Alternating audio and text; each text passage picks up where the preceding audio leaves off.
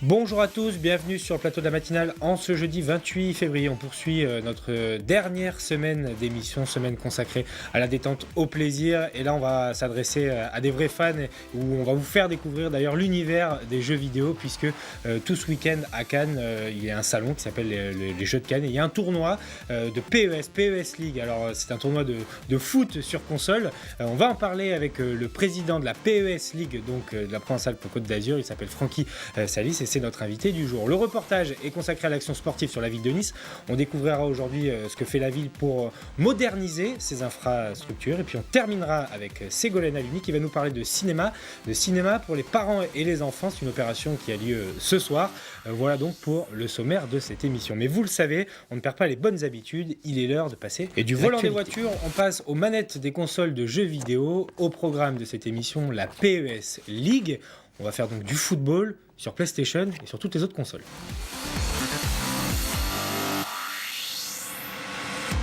Francky Salis, bonjour. Bonjour. Bienvenue sur ce plateau. Vous êtes donc le président de la PES League PACA.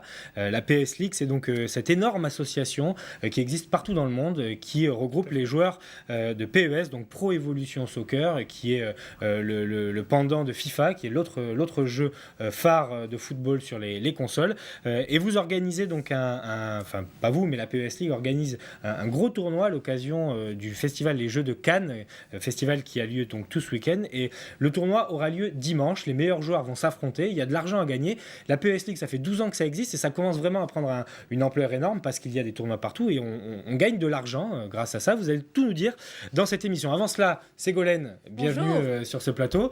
Vous jouez à la console, vous, ou pas du tout ? Alors non, mais j'allais dire, vous paraissez tout excité, Nicolas. C'est bien un truc de garçon. Attention, attention. Justement, je ne suis pas un accro à de ça. la manette. Évidemment, je joue un petit peu, et jeux de foot notamment, mais voilà, je ne suis pas un accro.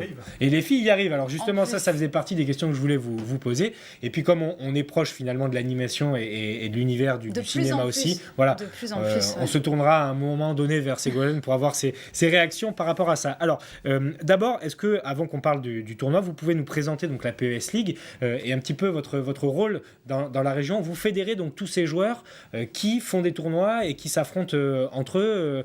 Déjà, est-ce que c'est sur la même console ? Est-ce qu'on parle d'Xbox, de PlayStation ? Non, là, ça sera fait sur PlayStation. La révolution qu'il y a eu cette année, c'est que de plus en plus, le jeu s'était développé, ce qu'on appelle sur le online, sur les réseaux, et à cause des tricheries, parce que c'est facile quand on n'est pas identifié, quand on joue en réseau, c'est très simple à trouver des techniques pour tricher. De plus en plus de passionnés en avaient marre de tout ça, et on se recentre on revient aux sources, c'est-à-dire les rencontres face à des adversaires réels. Donc on se donne un lieu de rendez-vous. Exactement. Il y a plein de participants. Et ça se développe, et les gens adorent ça, jouer en réseau. Le jeu, de toute manière, vidéo a simplement remplacé les jeux de société. Il faut se rappeler qu'il y a 20 ou 25 ans, on jouait aux cartes ou au Monopoly à la maison. Aujourd'hui, les consoles se développent de manière différente. Il y a des jeux de danse, il y a des jeux qu'on peut faire en famille, etc. Et les jeux de foot, c'est la suite logique du rêve de tout le monde aujourd'hui, de devenir un joueur star. Et comme on ne peut pas tous devenir des stars du ballon, on devient peut-être des stars puisque ça se semi-professionnalise. L'argent arrive, comme vous avez dit, c'est ce qui fait toute la différence. C'est qu'on va jouer pour s'amuser, mais on va jouer aussi pour faire ça de manière un peu plus professionnelle. Donc ça devient très technique et on peut à la fois venir juste pour s'amuser, mais on peut aussi y participer de manière très sérieuse et c'est ce qui se passe. Voilà, alors il y a quelques chiffres qui sont assez édifiants pour vous dire qu'on ne parle pas d'un phénomène mineur ou minoritaire. On en est à la 12e édition là, pour la saison 2012-2013. C'est 9 mois d'événements tous les week-ends. Donc tous les week-ends, il y a des tournois organisés un petit peu partout en France et dans le monde. Il y a 8000 participants et on arrive maintenant à des classements. Donc il y a des classements un petit peu sur le mode de l'ATP avec un numéro 1 mondial jusqu'à 100, 200, 300, etc. Donc c'est devenu un vrai phénomène. Et c'est vrai que quand on joue un petit peu aux jeux vidéo, quand on a essayé ces jeux de foot et quand on voit les joueurs et les meilleurs mondiaux, même les meilleurs régionaux, le niveau de jeu est assez impressionnant. Aujourd'hui, on a des gens qui s'entraînent tous les jours et qui en font pas un métier, vous l'avez dit, c'est une semi-professionnalisation. Mais bon, voilà, ils arrivent quand même à mettre du beurre dans les épinards. Mais ce qui est génial, contrairement, on va dire, au foot, c'est qu'au foot, si vous jouez contre Ibrahimovic ou un joueur exceptionnel ou Messi, c'est fini avant de commencer, si vous n'êtes pas au niveau. Alors que sur le jeu vidéo, vous avez, comme dans la réalité, comme aujourd'hui, un petit club peut arriver à battre un gros club, vous allez être juste un joueur occasionnel, vous allez pouvoir faire douter ou même ennuyer un très grand joueur. Bon, après, les très très grands, on va dire le top 10 peut-être ou le top 20 sont inapprochables, ou entre eux, mais l'avantage, c'est pour ça qu'on ne se lasse pas, c'est que même si on n'est pas un joueur qui passe des heures et des heures, on peut arriver à faire des petits matchs sympas et à contrarier d'autres joueurs qui sont plus aguerris. Alors, pardonnez cette question, elle n'est pas du tout méchante, mais on a l'habitude des joueurs plutôt jeunes, donc 20, 25 ans, enfin en tout cas c'est l'image qu'on se fait de ces joueurs-là. Vous avez, allez, on va dire la quarantaine, c'est ça ? 50, c'est gentil. 50 et ça vous passionne aussi ? Tout à fait. En fait, j'ai été frustré. Plus jeune ? Enfin, pas plus jeune, parce qu'à l'époque, les si, mais à mes 20 ans, moi, c'était encore les consoles, la naissance des consoles arcade, et donc j'ai pas eu les consoles à la maison. Donc j'ai eu d'autres jeux de gamins. Mais c'est vrai que le jeu vidéo m'a passionné pendant des années. Donc c'est quelque chose qui me permettait, parce que j'ai un métier, donc je suis à la fois dans la communication et je suis DJ, et c'est des métiers, on a besoin de partir, et le jeu vidéo m'aide à m'évader complètement. C'est-à-dire quand on a la tête pleine et qu'on veut faire autre chose.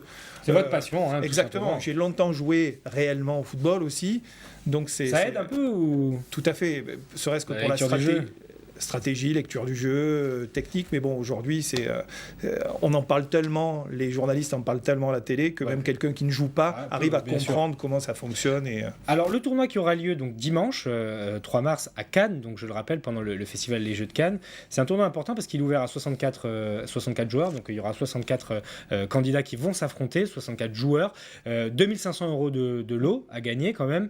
Le vainqueur sera directement qualifié pour la finale nationale, il y a même une finale internationale, et il y a des points qui seront distribués pour le classement mondial. Donc c'est un événement majeur, important. Voilà, on peut peut-être en dire un mot. On pourra venir regarder aussi, parce que c'est hyper visuel aussi de voir les joueurs s'affronter. Moi, je sais que je suis un joueur occasionnel et j'aime beaucoup voir les bons se battre sur la console. Ce qui est génial cette année, c'est que regarder un match de jeux vidéo,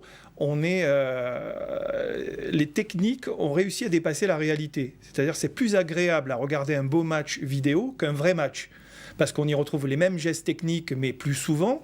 Le jeu est condensé sur 10 minutes ou 15 minutes, alors qu'un match, il faut se taper 1h30. Donc ça devient un réel plaisir pour les gens qui regardent d'assister à un beau match de football, parce qu'on y retrouve la totalité des choses. On y retrouve même, ils ont poussé la perversion jusqu'à mettre des erreurs d'arbitrage. Ouais, on est vraiment réaliste. La simulation est extraordinaire. Mais ce n'est pas les 64 meilleurs qui participent. Et c'est ce qui est bien aussi, c'est que n'importe qui, s'il est rapide, et si on essaye en fait de demander aux gens d'être un peu plus structurés que sur le réseau. Sur le réseau, c'est tout et n'importe quoi.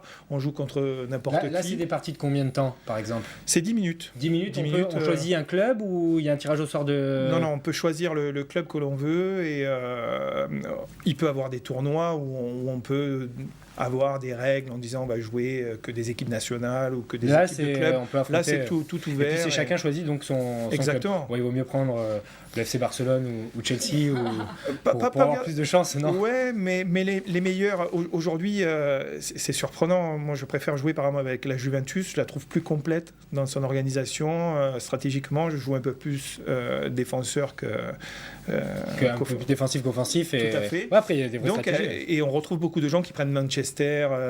Ségolène, elle prend l'OGC Nice quand elle joue. Toujours, forcément. Elle adore sa ville. Alors, une petite question pour vous quand même, Ségolène, parce que c'est vrai que les jeux vidéo aujourd'hui développent ce qu'on appelle des cinématiques. Ça veut dire que les présentations juste avant le sommaire sont hyper chiadées. Ça ressemble à des films. Il y a des fois des films d'ailleurs, puisque là, pour le cas des jeux de foot, il y a les meilleurs joueurs. Et les vraies voix des présentateurs. Et les vraies voix des présentateurs, etc. Les jeux de guerre aussi développent aussi des cinématiques. Des cinématiques, oui, c'est ça, j'allais dire cinémathèque, non, des cinématiques très importantes. Pas encore. C'est c'est pas du cinéma, mais on peut regarder ça avec un œil quand même de professionnel et un œil averti. Mais c'est ça, c'est que tout est en train de se renverser avec Internet, avec le numérique. Et vous disiez justement que on appréciait peut-être plus de regarder un jeu vidéo plutôt qu'un vrai match.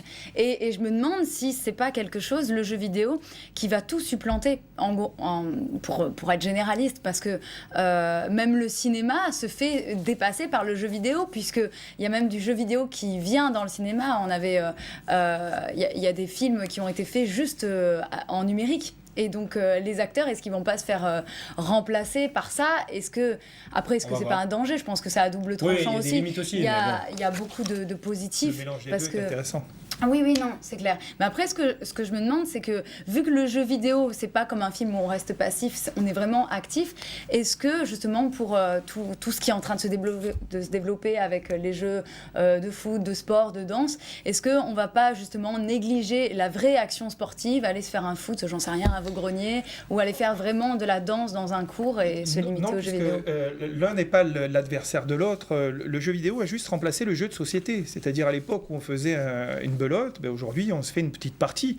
À l'époque, quand on faisait une belote, on allait aussi courir. Donc aujourd'hui, quelqu'un qui joue aux jeux vidéo, bien sûr qu'il doit faire du sport et tout le monde continue à vivre sa vie. Ouais, et puis quand on aime le sport, en général, on en fait. Oui, parce que j'ai l'impression qu'il y a beaucoup de publicité autour du fait perdre du poids en jouant à la gym tonic, par exemple, des choses comme ça. Mais là, sur les jeux vidéo. Ça, on va dire, c'est un mix de tout, on va dire. C'est vrai que les jeux de foot, l'aspect sportif n'est pas mis en avant, l'aspect physique. Oui, non, mais c'est pour parler des jeux vidéo en général. C'est vrai que. Alors, en tout cas, ce qu'on peut vous dire, c'est que. Par contre, de toute manière, quand vous retrouvez dans une salle de sport aujourd'hui, vous courez sur un tapis qui est un jeu vidéo en face de vous.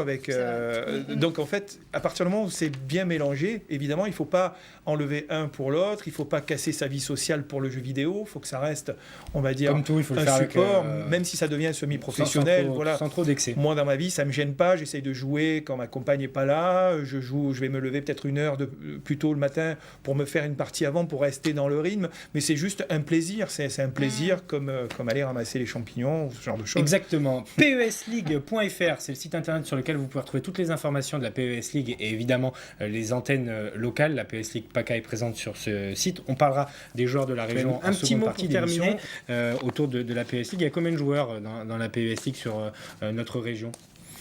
Alors sur la région, j'ai pas les chiffres, je sais que nationalement c'est plus de 600 000 joueurs, 76 millions de joueurs dans le monde.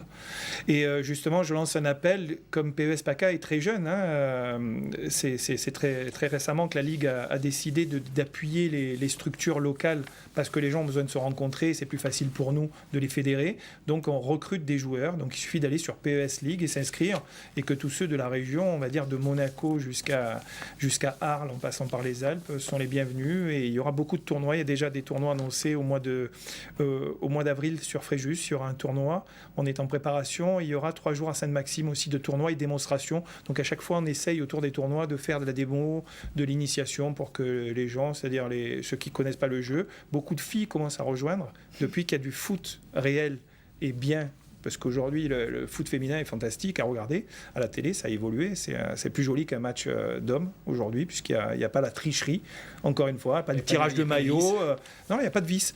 Et pareil, on a beaucoup de filles qui commencent puisqu'elles jouent souvent avec leurs copains, ils se disputent la console à la maison. Donc à la fin, maintenant, ils la partagent sur un même jeu. C'est la solution pour une vie de couple équilibrée, que sa femme joue à la console, comme ça au moins. Il n'y a pas de vécu. Encore une fois, je vous l'ai dit, je suis un joueur très, très occasionnel, donc. Voilà. Merci en tout cas, Francky, d'être passé par ce plateau. Et puis bon tournoi, vous allez le faire, vous Oui, je suis inscrit. Oui. Vous êtes inscrit, donc allez voir Francky, allez le soutenir. Il jouera avec la Juventus, a priori. Pas très loin, Turin, c'est quasiment la France maintenant. Je surprends certains petits jeunes. Ben oui, mais justement, c'est l'avantage aussi, c'est qu'à 50 ans, on peut battre un jeune de 20 ans. Donc, tout à fait. Voilà. Bon, ça sera donc dimanche à Cannes, au cours du salon Jeux de Cannes. Vous pourrez découvrir donc ce grand tournoi organisé autour de Pro Evolution Soccer. Merci Ségolène d'avoir participé à cette émission. On peut parler du programme de demain. On va recevoir Françoise Mirand qui nous parlera de son exposition autour de Georges Moustaki, Kaki, elle devait venir aujourd'hui, mais finalement, elle sera là demain. Donc c'est pour le programme de la journée de demain, www.niceazurtv.fr pour voir ou revoir toute cette émission. Et puis je vous signale qu'il y a un grand carnaval de quartier qui est organisé aujourd'hui au Moulin. Donc le rendez-vous est prévu au CL Saint-Augustin à 13h30. Venez déguiser, vous défilerez, vous vous éclaterez et c'est super pour les enfants. Voilà, merci de nous avoir suivis et rendez-vous demain donc pour la dernière émission de la matinale. Merci.